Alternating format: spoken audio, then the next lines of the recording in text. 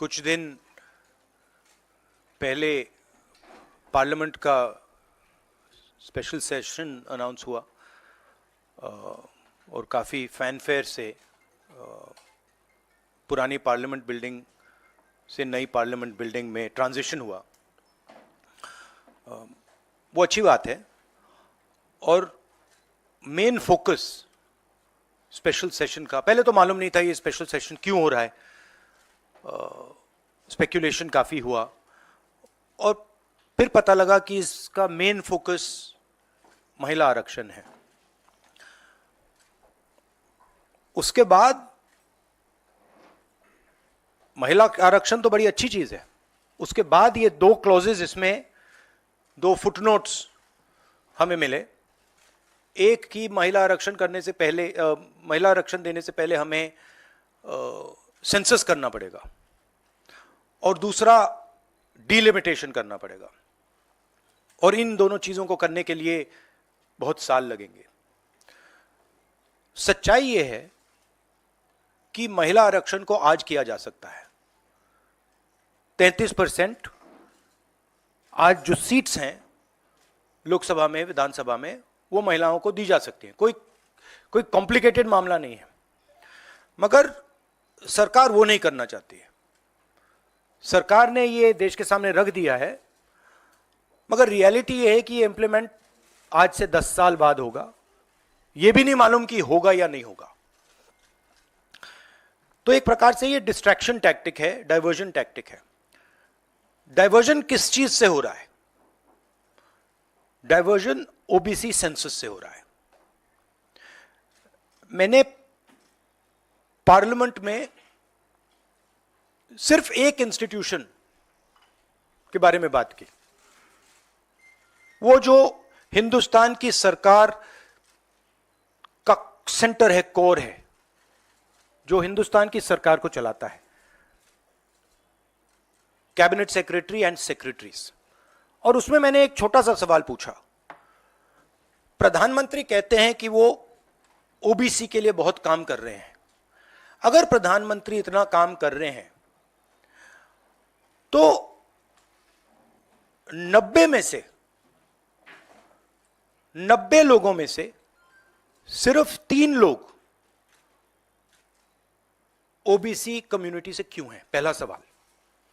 दूसरा सवाल, मैंने यही एनालिसिस बजट को देख के की कि भैया पूरा हिंदुस्तान का बजट क्या है और ये जो ओबीसी ऑफिसर्स हैं ये इस बजट में से कितना कंट्रोल कर रहे हैं और क्या कंट्रोल कर रहे हैं। आदिवासी क्या कंट्रोल कर रहे हैं, दलित क्या कंट्रोल कर रहे हैं। ओबीसी हिंदुस्तान के 5% बजट को कंट्रोल कर रहा है, ओबीसी ऑफिसर्स। तो मुझे बात समझ नहीं आ रही है। प्रधानमंत्री हर रोज ओबीसी की बात करते हैं, ओबीसी प्राइड की बात करते हैं, मगर ओबीसी के लिए किया क्या? अब जब मैंने ये बात बोली, उनका रिस्पॉन्स बड़ा इंटरेस्टिंग है। वो कहते हैं कि लोकसभा में हमारा रिप्रेजेंटेशन है। लोकसभा में रिप्रेजेंटेशन का क्या लेना देना है? मैं कह रहा हूं कि बजट डिसीजन जो लेते हैं, जो बजट को ऑफिसर्स हैं, जो बजट को कंट्रोल करते हैं, 5% ओबीसी निर्णय ले रहे हैं। और मैंने सिर्फ यह सवाल पूछा, क्या हिंदुस्तान में ओबीसी की आबादी 5% है? यह मैं जानना चाहता हूं। अगर 5% है तो फिर वो ठीक है, उसको मैं एक्सेप्ट करने के लिए तैयार हूं। मगर अगर वो 5% से ज्यादा है तो मुझे यह पता लगाना है, और एक बार मैं मन बना लेता हूं, मैं छोड़ता नहीं हूं, मुझे यह पता लगाना है ये ओबीसी हिंदुस्तान में कितने हैं, और जितने हैं उतनी भागीदारी इनको मिलनी चाहिए। अब आप किसी लोकसभा में किसी भी एमपी से पूछ लीजिए, लोकसभा को टेंपल ऑफ डेमोक्रेसी कहा जाता है। आप किसी भी बीजेपी के एमपी से पूछ लीजिए कि वो कोई डिसीजन लेता है, कोई कानून बनाता है, कोई कानून बनाने में भाग लेता है, किसी से भी पूछ लीजिए। बिल्कुल नहीं। ना कांग्रेस का एमपी इस लोकसभा में, ना बीजेपी का एमपी, ना कोई और इंडिया का एमपी कोई डिसीजन लेता है।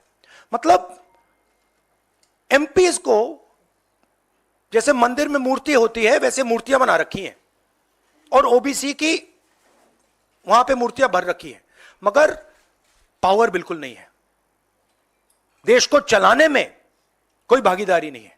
यह सवाल मैंने उठाया है कि क्या, और हर ओबीसी युवा को यह समझना है कि क्या आपको इस देश को चलाने में भागीदारी मिलनी चाहिए, हां या ना? अगर मिलनी चाहिए तो क्या आपकी आबादी 5% है, हां या ना? यह सवाल है। और डिस्ट्रैक्शन इस बात से हो रहा है, बीजेपी को ये जो 2 पॉइंट्स हैं, महिला आरक्षण वाले, डिलिमिटेशन और सेंसस, इनको हटा देना चाहिए और एकदम महिलाओं को जो इज्जत मिलनी चाहिए, जो रिस्पेक्ट मिलनी चाहिए, जो भागीदारी होनी चाहिए, उनको एकदम वो कर दें। और कास्ट सेंसस का जो हमने डेटा निकाला था उसको पब्लिक कर दें, तो सारे हिंदुस्तान के ओबीसी युवाओं को पता लग जाए वो हैं कितने, और नया सेंसस कास्ट बेसिस पे करें। Thank you.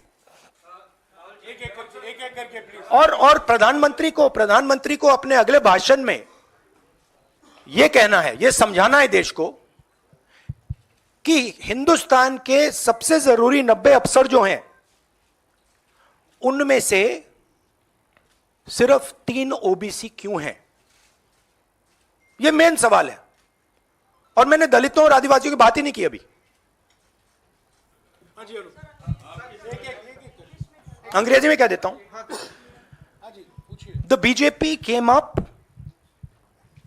with the idea of a special session. We appreciated that idea. With a lot of fanfare and pomp, we moved from the old building to the new building. The Prime Minister, in a very dramatic gesture, carried the Constitution of India from the old building to the new building. And he said that he is passing a very important law. And we agree with him. Women's reservation is a central step in the empowerment of the women of India, and it is a critical step. But when we read the fine print, we found something very interesting. 2 little subtexts were there. Number 1, this will be done after delimitation. Number 2, this will be done after census. What it means is this bill will be implemented a decade from now. It is not going to be implemented today, and every woman in India should understand this. It is not going to be implemented today, it's going to be implemented, if it is implemented, 10 years from now. So this is a diversionary tactic. It's a way of making everyone's attention move away. The question is, what are they moving away from? And the answer is the caste census. And I'd like to explain why. In my research for my speech, I looked at how many officers in the government of India, the senior most officers are secretaries, how many secretaries in the government of India come from the OBC community, how many come from the Dalit community, how many come from the tribal community. And I was shocked to find that 5% of the secretaries of the government of India, 3 officers in the government of India secretary level are OBC first. And then I asked another question, what budget do they control? And they control 5% of the budget. OBCs, Dalits, tribals, all put together control 6% of the budget. Tribals control 0.1 something of the budget. So this is a shocking finding. And I said this in Parliament. My point being that are the OBCs 5% of India? Is that the amount of participation we want of the OBC community? So the central question is, how many OBCs are there in India? How many different communities are there in India? If we want to distribute power to the people of India, we have to know this number. Otherwise, we are working without data. And so I placed this on the floor of the House and I said, look, please tell us how many OBCs. We have the data, I know, because the government of India has already done the census and all this data is available. Why is the Prime Minister not releasing this data? And second, what is this delay in this census? The caste census should be done now and the last caste census data should be released at once. Now, what was the BJP's answer? Very interesting answer. That it doesn't matter how many OBCs are in the government of India. What matters is that we have MPs and MLAs who are OBC. No, that's not the point. Because you can ask any MP or any MLA how much they participate in lawmaking, how much they participate in how the money in India is spent, they will tell you there's no participation. So it is almost as if they keep placing these OBC MPs into the Vidhan Sabha from one side and taking away the real power of the OBCs from the other side. And as the Prime Minister keeps saying, he's an OBC leader, I want him to explain why only 3 OBCs are there in the government of India. And why the OBC community, which is the backbone of this country, is responsible for only 5% of the budget. They have not been able to answer this question. In fact, when I said it, I saw in their face the panic. Because this is the truth. This is what they're trying to distract India from. The fact that the large mass of Indian people do not have any power.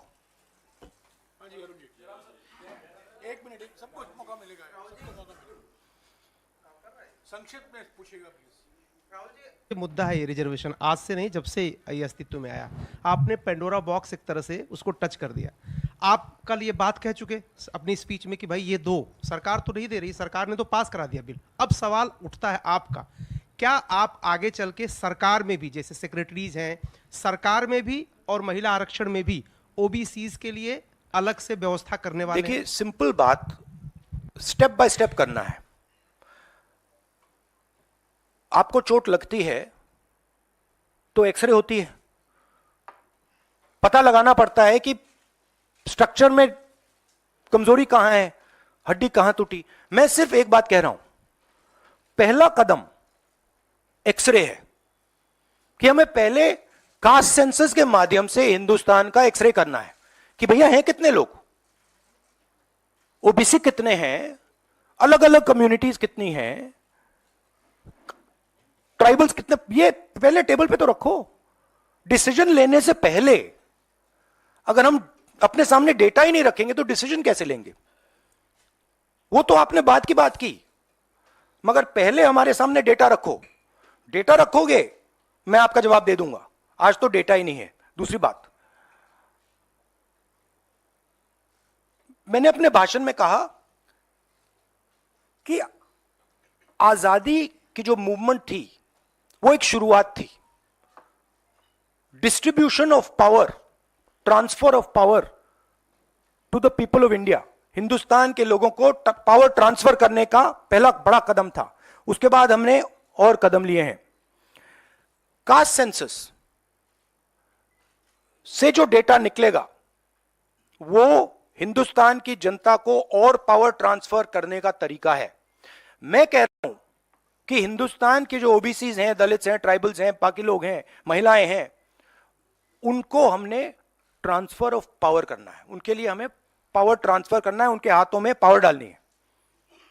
Foundation वो है और caste census की जरूरत है, क्योंकि उसको समझे बिना हम ये कर ही नहीं सकते।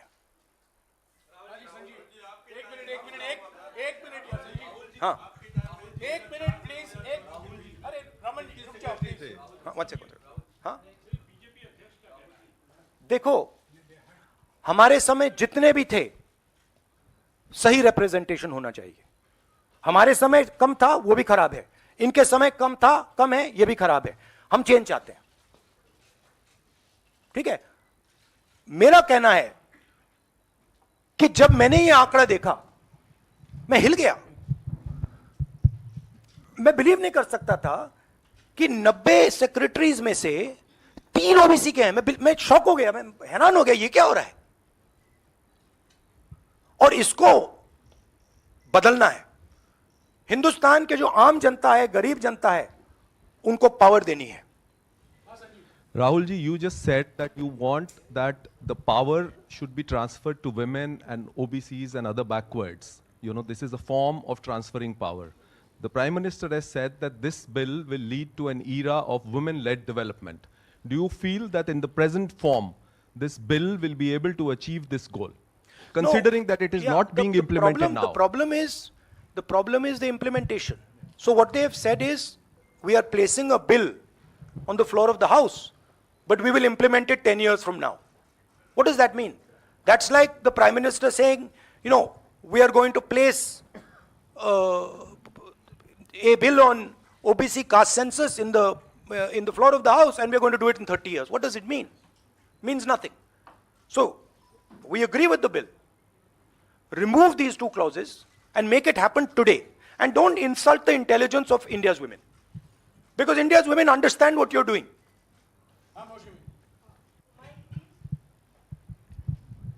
राहुल, क्योंकि स्पेशल सेशन की बात हो रही है, बहुत शॉकिंग एक वीडियो जो वायरल हो रहा है, उसमें रमेश बिदूरी साहब फ्लोर ऑफ द हाउस में एक स्पीच दे रहे हैं, जिसमें वो दानिश अली साहब को ऑन रिकॉर्ड, मतलब माइक पे आतंकवादी कहते हैं, मुल्ला कहते हैं और कई शब्दों का इस्तेमाल करते हैं जिनका हम प्रयोग नहीं कर सकते। तो इस तरह का व्यवहार जब संसद के भीतर हो रहा है, किस तरह से आप इसको देखते हैं? देखिए, वो और पार्लियामेंट का इशू है, उसमें मैं ये स्पीकर की जिम्मेदारी है और ये पार्लियामेंट्री प्रोसेस चलता है, इस पे मैं यहाँ पे कमेंट नहीं कर सकता हूँ। बट मैं कंप्लीट नहीं हुआ, कंप्लीट नहीं हुआ। राहुल जी, आप बहुत महत्वपूर्ण सवाल उठा रहे हैं, एक तो देरी का, दूसरा ओबीसी के कोटे की मांग कर रहे हैं। सवाल यह है कि 2010 में जब यूपीए के समय में बिल आया था, तब अगर यही कोटा जो आज कांग्रेस मांग कर रही है अगर दे दिया होता तो ये कानून शायद 10 साल पहले बन जाता। तो ये जो आपसे सवाल पूछा जा रहा है कि आज आप कोटे की बात कर रहे हैं ओबीसी की, क्योंकि आप विपक्ष में हैं, जब सत्ता पक्ष में आप बिल लेकर आए थे उस समय ओबीसी कोटा क्यों नहीं था, और क्या इसका आपको रिग्रेट है, अफसोस है कि उस समय ओबीसी कोटा नहीं दिया कांग्रेस ने? 100% रिग्रेट है, 100% रिग्रेट है। वो उस टाइम कर देना था और इसको हम करके ही छोड़ेंगे। Rahul ji, Mr. Gandhi, what has changed since 2010 to now that you have shifted your stance on OBC subquota? We have not shifted our stance. You're maybe not well informed. We are the party that did the caste census. We carried out an entire census getting caste data. We didn't release it at the time. There was a discussion, internal discussion. We should have released it at the time, and it should be released now. There is no change in our view on this. Yes, I see.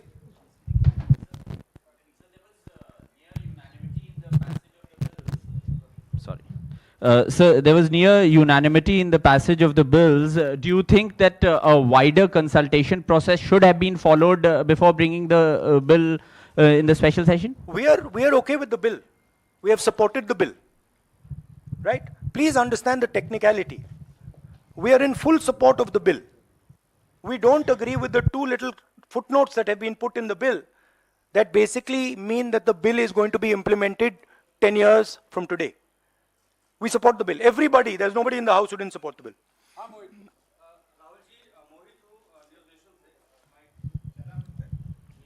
Rahul ji, मेरा सवाल ये है कि जब भी आप कोई issue उठाते हैं तो आप लोग खासतौर पे राहुल जी, आपके ऊपर, आपके परिवार के ऊपर और आपकी पुरानी सरकार के ऊपर पर्सनल अटैक किए जाते हैं, आप लोगों के ऊपर अटैक किया जाता है। आपने ओबीसी का मुद्दा उठाया, आप लोगों के ऊपर अटैक किया गया, और उसके बाद आप बेबाकी से आपने बोला भी कि मैं रिग्रेट करता हूं कि हमारी सरकार में इसको शामिल कर लिया जाता तो बेहतर होता। आखिर सरकार की क्या मंशा है? 6 महीने के बाद लोकसभा चुनाव है, 5 राज्यों में विधानसभा चुनाव है, सरकार की क्या मंशा है कि ऐसे वक्त में बिल लाया गया, पास करा लिया गया, डिलिमिटेशन और परसिमन की कोई बात नहीं हुई? नहीं, मुझे, जैसे मैंने कहा, मुझे लगता है कि ये एक डिस्ट्रैक्शन टैक्टिक है और 2 मुद्दों से बीजेपी घबराती है, डिस्ट्रैक्ट कराना चाहती है, और ये रिलेटेड हैं। एक है अदानी जी, जो देश का पूरा धन अपने हाथों में कॉन्सेंट्रेट कर रहे हैं, और दूसरा कास्ट सेंसस। तो ये रिलेटेड चीजें हैं, और इन दोनों बटन को जब मैं दबाता हूं, जैसे यूं दबाता हूं, बीजेपी एकदम जंप करती है। तो क्यों करती है? क्योंकि वो जो ओबीसी कम्युनिटी है, सचमुच में उनको पावर नहीं देना चाहती है, और वो पावर अदानी जीत के हाथ में कंसंट्रेट करना चाहती है। राहुल जी, आपसे सवाल ये है, क्योंकि जब आपने लोकसभा में भाषण दिया, आपने 90 में से 3 सेक्रेटरी और ओबीसी के जो ओबीसी कम्युनिटी है उसके हालात के बारे में बात करी। अगर 2024 में इंडिया ब्लॉक जो आपका बना है वो पावर में आता है, तो क्या इन चीज़ों को आप जल्द से जल्द इम्प्लीमेंट करेंगे? क्योंकि बीजेपी साफ तौर पर कह रही है कि आपके भाषण के बाद से साफ लग रहा है कि ओबीसी कार्ड इंडिया ब्लॉक या कांग्रेस पार्टी खेल रही है। तो आप अगर पावर में आते हैं तो आप क्या सबसे पहले ये देखिए, ये वो कार्ड की बात करते हैं, कार्ड के बारे में सोचते हैं। मैं कार्ड के बारे में नहीं सोचता हूं। मैं जो हिंदुस्तान की जनता है उनको एम्पावर करना चाहता हूं, और अगर मुझे दिखे कि ओबीसी कम्युनिटी जो है, जो बहुत बड़ी कम्युनिटी है, किसी को नहीं मालूम कितने लोग हैं, बट लोग कहते हैं 50% तक हो सकते हैं। जब मुझे दिखता है कि एक कम्युनिटी है जिसमें हिंदुस्तान की 50% आबादी है, और गवर्नमेंट ऑफ इंडिया के सेक्रेटरीज में 3 लोग हैं, 90 में से 3, और वो 5% बजट को कंट्रोल करते हैं, तो मुझे गुस्सा आता है, इरिटेशन होती है। इस देश में हो क्या रहा है? एक तरफ हम अदानी जी को देश के पूरे इंस्टीट्यूशंस पकड़ाने हैं, नरेंद्र मोदी जी, और दूसरी तरफ जो हिंदुस्तान की रीढ़ की हड्डी है, जो हिंदुस्तान को चलाते हैं, उनको हम हिंदुस्तान को चलाने में, सरकार को चलाने में कोई जगह नहीं देते हैं, दबा के निकाल देते हैं। तो इससे मुझे इरिटेशन हो रही है। और जैसे ही हमारी सरकार आएगी, हमने वहां पे कर्नाटक में कहा था कि जिस दिन आएगी उस दिन हमारी 5 गारंटीज लागू हो जाएंगी। यहां भी मैं कह रहा हूं, हमारी सरकार आएगी, कास्ट सेंसस होगा, और देश को पता लगेगा कि हमारे ओबीसी भाई कितने हैं, दलित भाई कितने हैं, और उनको देश को चलाने में भागीदारी मिलेगी। यह मैं आपको कह रहा हूं। यह छोटी प्रोसेस नहीं होगी, एक दिन में नहीं होगा, मगर नियत समझिए।